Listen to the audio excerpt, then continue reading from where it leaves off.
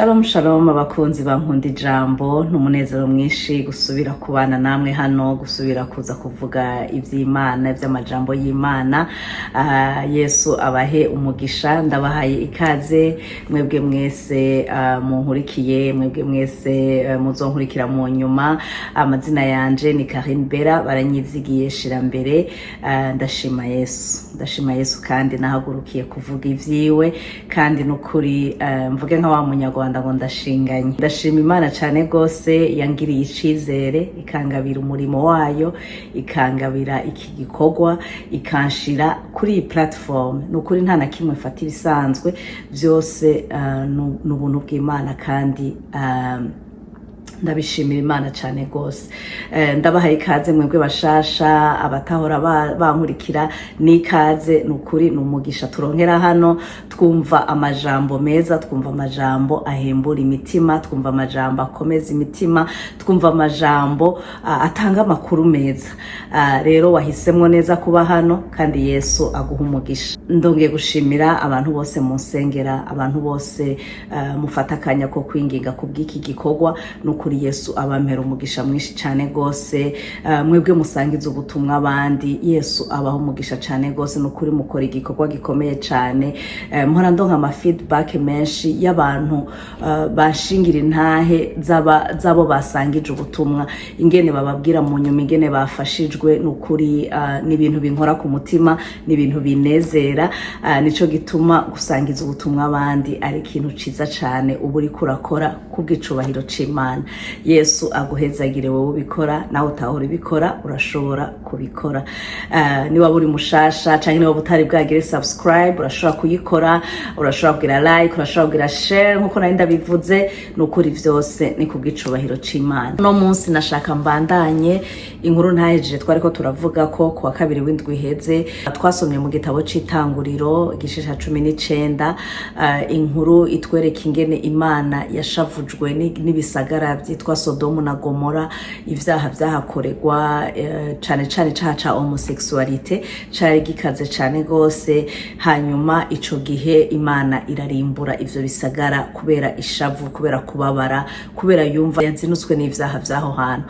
Imana irarimbura igisagara. Hanyuma twarabonye ingene hariho umuryango wagiriwe ubuntu bwo kurokoka, umuryango wa Loti n'umugore wiwe n'abakobwa babo, bo bararokotse, bagiriwe ubwo buntu. Imana irababwira ngo bagende, ariko kandi ibaha ama instruction, irababwira ko bagenda banyaruka badahindukira kugira ntibapfe, irababuza guhindukira.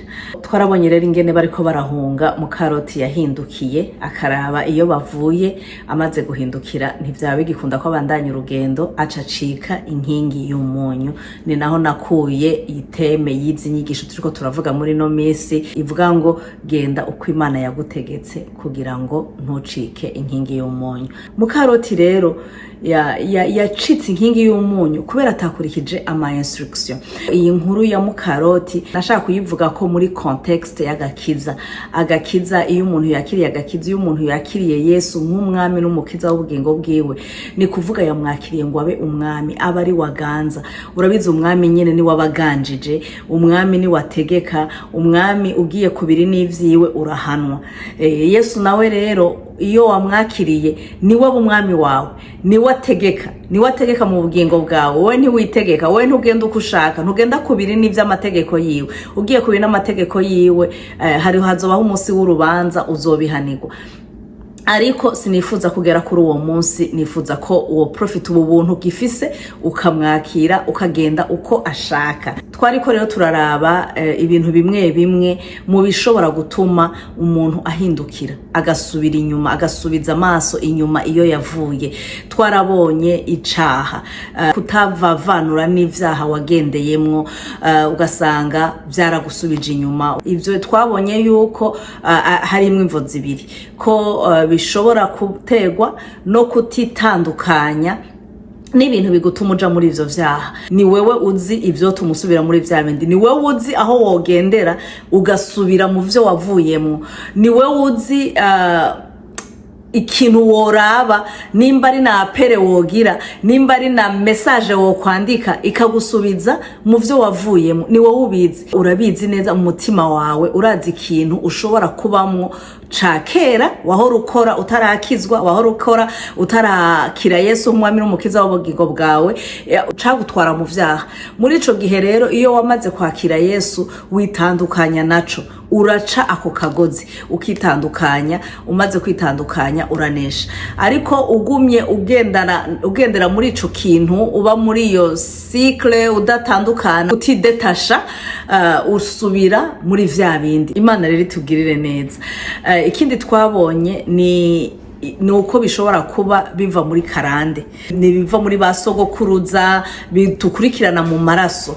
Ariko ivyo navyo naho biba bihari, twabonye ko Yesu yaje guca umuvumo w'icaha, ko ya mu rupfu rwiwe yakuyeho umuvumo w'icaha. Twumvise vyinshi, twabonye vyinshi, urashobora gusubiramwo video ya mardi passé, uzobona ivyo twavuze, uzokwigamo vyinshi. Kandi n'ukuri ndasenga ngo Imana ikugirire neza, ijambo ry'Imana ntirigasubira inyuma uko ryaje, rize rikora umurimo muri twebwe. Uno munsi rero nashaka kubandanya kuri iyo nkuru, nashaka kubandanya kuvuga kuri ivyo bidutuma dusubira kuraba inyuma, bisubiza amaso hahandi twavuye. Kuko mu Karoti iyo abandanya ntahindukire, ntiyari kugira bijya vyago, ntiyari gucika inkingi y'umunyu. Muga yacitse inkingi y'umunyu kubera yuko yasubije amaso inyuma. Uno munsi rero nashaka kuvuga ku bindi bintu bibiri canke bitatu uko umwanya uza kudukundira. Narishaka kuvuga gukumbura ivya kera, canke gukumbura ubuzima bwa kera wabamwo utarakira Yesu, gukumbura ivyo wagenderamo kera utarakira Yesu. Imana idufashe cane gose. Uri kurasoma muri Bibiliya urabona ingene Loti yari umuntu atunze, yari umuntu w'umutunzi, bari abantu Imana yahezagiye, bahezagiwe no kuri mu bifadika, bafise umugisha. Jewe ico niyumviriye nasanze ari naco no muri mu commentaire biblique bavugamwo. Mu Karoti yararavye abona iyo bariko baraja, abona nagasagara, ngo karagasagara gatoyi niko bari babwiye kujamwo, abona nagasagara gatoyi, ntazi ikintu na kimwe caho. Yibutse ivyo asize hari inyuma, yibutse ya nzu yiwe nziza, yibutse ya comfort yiwe yahoramwo. Mu Karoti arahindukira, aza kuraba ivyo avuyemo, yibuka hahandi, yibuka ya nzu yiwe nziza, ca gitanda ciwe ciza. Avuga ati uno munsi sinzi ko ntahava ndara no mu vyatsi, sinzi ko ntahava ndara kwibuye, sinzi ico ndarira uno munsi, sinzi ko nza kuronka abakozi bantekera nkuko vyahora bimeze hariya anyi. Mu Karoti yibuka, kumbure yaranibutse n'inshuti yasizeyo, yaranibutse babakwe biwe. Ahindukira asubiza amaso iyo avuye, aca ahinduka inkingi y'umunyu. Imana idufashe cane gose, idufashe idukize kwibuka ivya kera, ngo bidutware mu vyaha, ngo bidutume ducumura, bidutume turaba inyuma. Gukumbura ivya kera, gukumbura ivyo wavuyemo, bigutwara mu caha, bigutwara kure y'Imana, bigutuma usubiza amaso inyuma. Paulo yandikiye Abanyefeso mu gice ca 4:22 ngo mwiyambure, ngo umuntu wa kera ngo abozwa ngo n'ukwifuza ku ruhendo. Umuntu wa kera ngo abozwa n'ukwifuza ku ruhendo. Mwiyambure ni kuvuga warakiriye Yesu, reka kwibuka ivya kera, reka kwibuka ivyo wavuye, reka kwibuka ivya wagenderamo, reka kwibuka za luxe za kera, reka kwibuka Yesu. Nawe nyene azoguha luxe ni wamugumako, ni waguma mu nzira yiwe, nawe nyene azobiguha, arabifise. None nimba yarabiguhaye ukiri umunyavyaha, nimba warabironse ukiri umunyavyaha, kubera ijambo ry'Imana rirambwira neza ngo imvura yayo igwira ababi n'abeza. Ni kuvuga na biriya waronse ukiri umunyavyaha, nuko Imana yabirekuye, wabironse kubera ko yabiretse, kuko itabirekuye ntiwobironka. Iyo wakiriye Yesu uba wabaye mushasha, ivya kera nyene biri inyuma, bisigara inyuma. Usubiye inyuma, usubiye kubiraba, usubiye kubikumbura, biguhindura kuba inkingi y'umunyu, bikujana kure y'Imana. Imana idufashe cyane gose. Rero Paulo arabandikira arababwira ngo mwiyambura umuntu wa kera, ambara Yesu Kristo wakiriye, ambara muhemu w'Imana wakiriye, abari wakurongorera mu nzira y'Imana, abari wakurongorera mu nzira Imana ishaka, abari wakurongorera mu buzima ugira ivyifuzo bitari ivy'uruhendo, mu buzima ugira ivyifuzo atari bibora, wifuza ivy'ijuru, wifuza ivyo kugororoka, wifuza ivy'ubugingo budashira. Ivyo nivyo bizogutuma uronka iherezo ryiza, nivyo bizogutuma uronka ubugingo budashira. Imana idufashe cyane gose. Paulo arongera yandikira Abaroma mu gice 8 arababwira ku kurongorwa na kameremere no kurongorwa na mpwemu w'Imana, ariko aravuga ko kurongorwa na kameremere bigutuma ukora ivyo mpwemu w'Imana adashaka. Kurongorwa na kameremere bigutuma ukora ibizokujana mu rupfu, ariko kurongorwa na mpwemu w'Imana bikujana mu bugingo. Imana idushoboze cyane gose, iduhe kurongorwa na mpwemu w'Imana, iturinde gusubira inyuma, iturinde gukumbura ibya bindi vya kera, iturinde gukumbura bimwe twasiga inyuma, bimwe twatandukana navyo. Imana idufashe cyane gose. Ikindi nashaka kuvuga ko kidutuma dusubiza amaso inyuma no kurindira igihe kirekire ivyasezeranye, hakagera igihe utakaza ukwizera iyasezeranye. Imana idufashe cyane gose. Hari igihe umuntu abwirwa n'Imana, Imana ikamubwira akavyiyumvira neza ko ari Imana yamubwiye. Reka ndeke kuvuga ivyo abavugishwa, ndeke kuvuga ivyo abaprofete. Wewe ubwawe ukiyumvira, Imana ikakubwira neza cyane gose, ikakusezeranira ikintu, ikakubwira ati nzoguha iki, nzokugirira iki. Imana ikabigusezeranira, ukavyumva neza cyane gose, ugakonfirma ko ari Imana yabivuze, kuko Imana iravuga.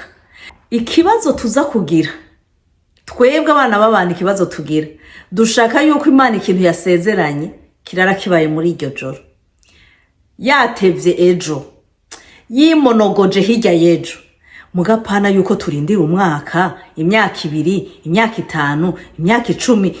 Oya, tuba dushaka yuko uko nyene twabibwiwe bice birara bibaye. Ariko Imana si uko ikora.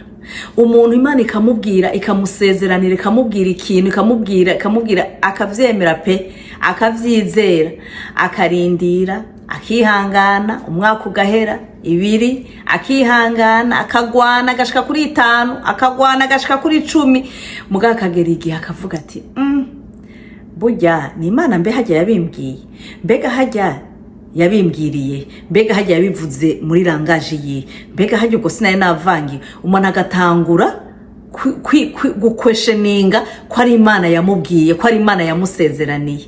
Yo ntubeho ho wabibwiwe n'umuvugishwa, yo bigateba, utangura kwiyumvira ujya muntu, mbega ujya muntu by'ukuri n'umuprofete, ujya muntu by'ukuri avugishwa n'Imana, by'ukuri ujya muntu bijya bintu yabikuye ku Mana. Ugatangura kubaza, mbega ujya muntu muramuzi, ugatangura gukwesheninga abaprofete, abakozi b'Imana.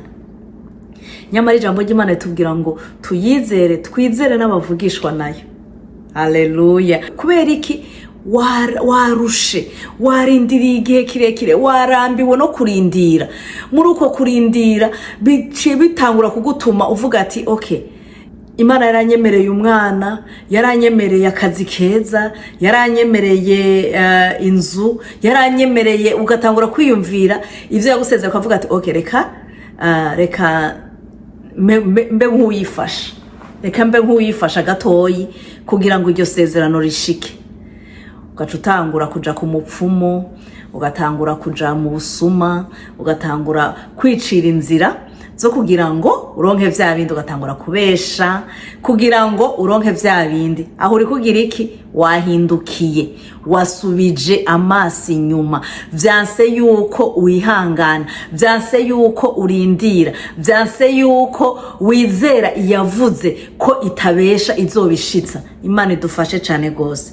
Reka twisunge Bibiliya, twisunge uturoro two muri Bibiliya kugira ngo tuvyumve neza.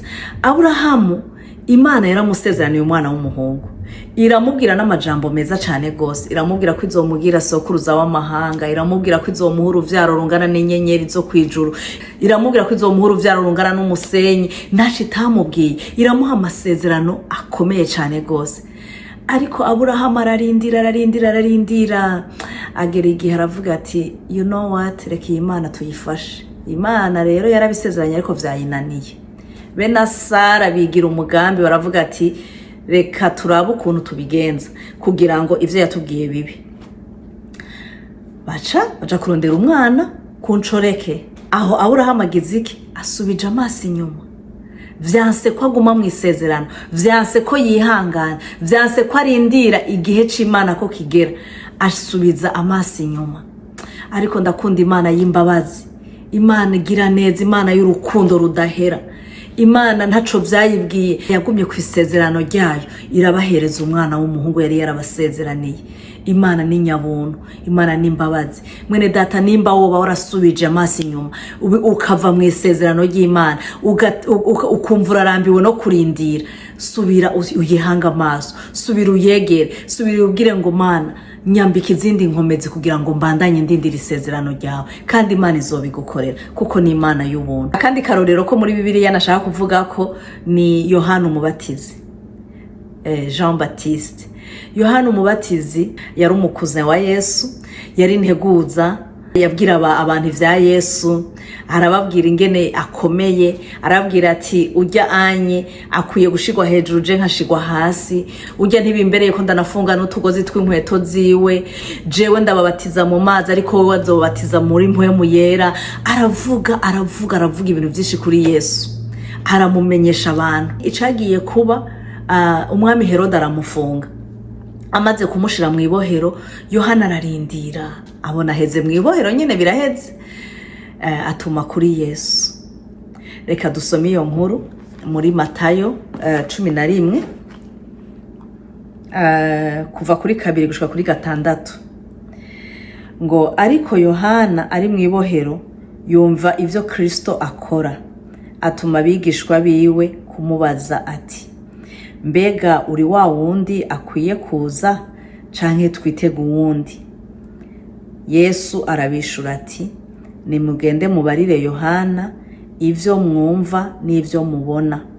Impumyi zirahumuka, abacumbagira bagenda neza, abanyamibembe barakizwa, ibipfamatwi birumva, abapfuye barazugwa, aboro barabwirwa ubutumwa bwiza. Kandi hahiriwe uwo ivyanje bitazotsitaza. Mbega ni wewe ukwiye kuza canke turindira uwundi? Urumva ico kibazo Yohana yatumye kuri Yesu. Wa wundi yavuze vya bindi vyose duhejeje kuvuga, wa wundi yatanze ya makuru yose ya Yesu, ariko aragaruka abaza Yesu ngo mbega ni wewe? Arakekeranya. Gukebuka bituma dukekeranya non seulement kuvyo twumvise vy'Imana, ku majambo yayo twizeye, ariko tukanakekeranya no ku Mana ubwayo. Imana idufashe cyane gose. Yohana aratuma kuri Yesu ngo mbega ni wewe ngo canke hariho uwundi turindiriye, kuko yavuga ati none nimba ari wewe nkaba ndiko ndumva ivyo uri kura, ko ijambo ry'Imana ryatubwiye ngo yumvise ivyo Yesu ariko arakora. Nimba ari wewe by'ukuri ko ndiko ndumva ivyo bitangaza vyose uri kurakora, ni gute je ndi mwibohero? Ni gute jewe ntava ahantu? Arakekeranya kuri Yesu, aravuga ngo ni wewe canke turindire. Shaka uri kuravuga no munsi nka Yohana Umubatizi, vuga ati ni gute umwami wanje nizeye, umwami wanje ashoboye, ni gute nguma mbona akora bitangaza mu bandi je muga ntabinkorere kandi naramwizeye. Ugasigara uvuga ngo vy'ukuri none Imana iranze, vy'ukuri Imana irambona, vy'ukuri Imana iri mu ruhande rwanje, vy'ukuri Imana iramparura mu bana bayo. Hari igihe umuntu avuga ati none Imana iramparura mu bana bayo, aho narahabaye. Nigeze kugera igihe mvuga nti none nukuri Imana burya jewe iranze, hajya Imana je no mu vyimviro vyayo ndiyo, hajya jewe Imana. Ariko ivyo vyose bari binyuma vya Satani. Imana irakuzi, Imana irakuzi mwene data, Imana irakuzi. Ibaza ijambo ryayo rivuga ngo n'imishatsi n'imishatsi yo ku mutwe wawe ngo irayizi, irayiharura. Wowe naho wogira gute, naho woguha imyaka n'imyaka ntiwopfa haruye imishatsi iri ku mutwe wawe ngo yiheze. Ariko Imana ngo irazi n'imishatsi iri ku mutwe wawe. None nimba izi imishatsi igize umutwe wawe vyogarukira ku mushatsi gusa? Ntiwumva ko ikuzi? Hari igihe rero ivyo tubamwo, ivyo tugenderamwo, ibigeragezo bidutsikamira cane gose, tukaremegwa n'ibigeragezo, tukaremegwa n'ivyo tubamwo, tukaremegwa tugasigara turibaza ngo mbega vy'ukuri Imana iranzi, mbega vy'ukuri Imana iri kumwe nanje, mbega vy'ukuri ni ya Mana mvuga, mbega vy'ukuri ni ya Mana namamaza, mbega vy'ukuri yabiretse ibintu biraba, ningene niriko ndayivuga, ningene ndayikorera, mbega yabire. None Imana irazi ko ndayikorera, irazi ko ndumukozi wayo. Hariho igihe bishika tukavuga ivyo bintu, hari igihe bishika tugakekeranya, tukiyumvira ivyo vyiyumviro, ariko nukuri Imana iratuzi. Mwene data, nukuri Imana irakuzi. Ndabikwemerera, uno munsi ndaje kubikubwira ngo Imana irakuzi neza cane gose, iragusobanukiwe neza cane gose. Ntucike intege. Ivyo nivyo Satani akeneye yuko ucika intege, akeneye yuko udautinga urukundo rw'Imana, ugenda uyiquestioning. Hari abantu baja gusenga bagiye kubaza Imana kwibazi ngo none gamana ngo vy'ukuri uranze ngo ibintu none wabirekeye iki, ngo ni gute ibinye wemera ko bimbako. Hari abantu bagenda kubaza Imana ngo igitume ngo ibintu vyababayeko, nanje narahabaye, narahaciye, ariko ubu ntavyo ngikora. Ndavuga nti Mana, iconzi uranzi, uko biri kose uranzi, ivyo nocamwo vyose uranzi, uko noremegwa kose uranzi, ndabizi uranzi. Na Satani nkabimubwira, Satani ndakumenyeje yuko Imana iranzi, ndakumenyeje yuko uri muri jewe warakurusha inkomezi. Nkabimwemera, nkamubwira ni umva, ivyo uri kurakora vyose kora, mugabo Imana iranzi jewe simpindukira iwawe. Imana idufashe cyane gose. Yesu ntiyatumye kuri Yohani, barakundana, yari umukunzi wiwe, ariko ntiyamutumye ko ngo genda umubwire ngo ndakuzi ni jewe, ntiyisiguye. Yesu yaberetse ibikogwa, yababwiye ati genda mumubwire yuko impumye zirabona, ibimuga biramuguruka, abagwaye intandara barakira, abapfuye barazuka, genda mumubwire ibimubona.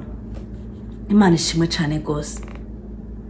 Mwene data, ni wumva ucitse intege, ni wumva ugeze yaho uquestioninga ko Imana ikuzi, ko Imana iri kumwe nawe, ko Imana wize yishoboye, ni wumva ugeze yaho uyigira ku kibazo, uzokwibuka ivyo yakoze, uzokwibuka ibimenyetso n'ibitangaza vyayo, uzokwibuka umwami Yesu ivyo yakoze, uzokwibuka ibinye byashikiye Yohana umubatizi, uzokwibuke ngo Imana irashoboye, ishoboye no kuzura uwapfuye, ishoboye no guhumura impumyi kabona, ishoboye no kuzibura ikipfamatwi kikumva, ishoboye guhindura amateka y'umuntu. Usubira uyize, uzokwizere ko ari Imana ishoboye, kandi bizokubera nkuko wavyizeye. Gukekeranya nibisanzwe ku mwana w'umuntu, nanje birashika nkakekeranya. Hari igihe mvuga none gamana, none ibi bintu by'ukuri ni wowe wabimbwiye, none ko ndindiriye igihe kirekire, none ko ibi bintu bidahinduka, none ko ibi biguma bimeze gutya anye. Na urashobora kuba ufise ivyo bibazo. Hariho ibibazo ushobora kuba ufise, gukekeranya kukaduga muri wewe. Ariko reka gukekeranya yo kuduza muri twebwe, nidukebuke, niduhindukire ngo turabe inyuma, niduhindukire ngo duquestioning Imana ko ariyo yavuze, niduhindukire ngo duquestioning Imana ko vy'ukuri ariyo twizeye, ariko turabe Yesu, turabe Imana, tugumiza amaso yacu kuri. Ukekeranya ni kwa tudugamwo, natwe tuduza amaso kuri Yesu, ariko niturabe inyuma. Imana idufashe cyane gose, kandi twibuke ngo Imana yacu, Imana twizeye ni Imana ihoraho, ni eternel, ni Imana iri eternel. Nimba rero eternel ni kuvuga ngo ivy'imyaka ntavyizi, kuko ihoraho ntigira iherezo. Nimba rero itagira iherezo, reka turindire isaha yayo, reka turindire ko igihe cayo kigera, reka turindire aho yavuze ko hagera, turindire ko isaha yayo igera, turindire ko igihe cayo kigera. Nibwo bumana bwayo. Igitabo ca kabiri ca Petero gatatu umurongo w'umunani haravuga ngo umunsi umwe ngo umeze nk'imyaka igihumbi ku Mana, ngo kandi n'imyaka igihumbi imeze nk'umunsi umwe. Iri jambo umunsi ndaribona naravuze nti Mana, umunsi umwe ni imyaka igihumbi kuri wewe, uwuharura nk'imyaka igihumbi. Imyaka igihumbi nayo uyiharura nk'umunsi umwe. Cyo nakoze navuze Mana, nkomereza ukwihangana, nkomereza ukwizera, kuko urumva ikorera igihe cayo. Kuko iyo bitagorera igihe cayo niho kuyumvira ingene Sara yo kuvyara ku myaka 90. Ku myaka 90 Sara yavyariyeko cari ico gihe c'Imana, hari hageze. Burya yari yo saha y'Imana, iyumvira isaha y'Imana yageze ku myaka 90. Imana rero ntigira igihe, ntigira ibihe, niyigenga ibihe, niyo muremyi wacu, niyishoboye, niyiri hejuru ya vyose. Rero nimbiri hejuru ya vyose tubandanye tuyizera gusa. Tureke gukebuka, tureke kuraba inyuma, tureke kuraba iyo twavuye, tureke kwifuza ivyo twavuyemo, tureke kwifuza iyo twavuye, tureke tuyitumbere. Nukuri izotubera Imana, izotubera umukiza. Ukomere mu Mana. Ntihagire ikintu na kimwe kigutuma usubiza amaso inyuma, ntihagire na kimwe kigutuma ukumbura inyuma iyo wavuye, ntihagire ikintu na kimwe kigutuma wicuza ico wakurikiriye uwo mwami, ntihagire ikintu na kimwe kigutuma ucika intege, ntihagire ikintu na kimwe kigukura mu masezerano Imana yagusezeraniye, kuko Imana yacu ntibesha, ico yasezeranye izogishitsa. Haleluya! Nucika intege mwene data, nucika intege. Ndagukomeje, ndaguteye intege. Ibidukwega inyuma iyo twavuye, ibidukwega ntibibuze, ibiducinyiza ntibibuze, ariko reka duhanga amaso Imana yavuze, kuko ari Imana itabesha, kandi ari Imana ico yavuze izogishitsa. Haleluya! Hari akantu nigeze kumva umunsi umwe kavuga ngo ivy'Imana ngo bijya barambije ntibijya barambiwe. Mwene data, ramvya ku birenge vy'umwami, ramvya ku birenge vy'Imana yawe, ramvya. Ureke kurambirwa, ko kurambirwa bizokugira inkingu y'umunyu, kurambirwa bizogutuma utakaza amasezerano, kurambirwa bizogukura mu buzima budashira. Reka kurambirwa, nucika intege, komera. Ibiguca intege ni vyinshi ndabizi, nanje sindabibuza ibinci intege, ariko niducika intege, dukomere mu mwami Imana izoduhemba neza. Haleluya! Abayizigiye bahemba neza, abayizigiye ntibakoze isoni. Nturambirwe n'urugendo mwene data, ntusubiza amaso inyuma.